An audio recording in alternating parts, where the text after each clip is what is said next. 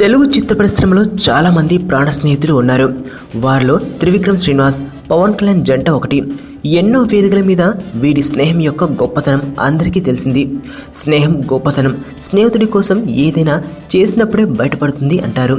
తాజాగా అలాంటి పని ఒకటి చేశాడు త్రివిక్రమ్ శ్రీనివాస్. ప్రస్తుతం తన బెస్ట్ ఫ్రెండ్ కోసం ఓ పవర్ఫుల్ స్టోరీని రెడీ చేసి పనిలో బిజీగా ఉన్నాడు త్రివిక్రమ్. అయితే పవన్ కాటమరాయుడు సినిమాతో అంతకంటే బిజీగా ఉన్నాడు.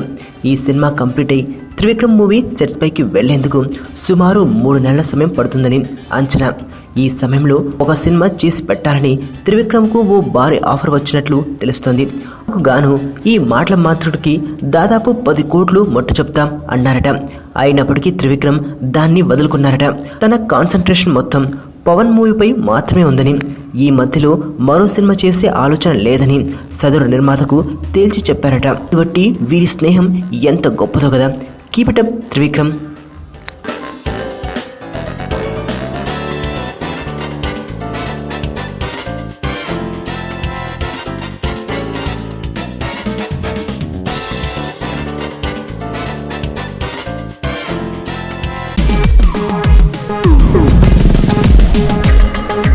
ప్రపంచంలో ప్రతి ప్రేమ కథ మధురంగా ఉంటుంది.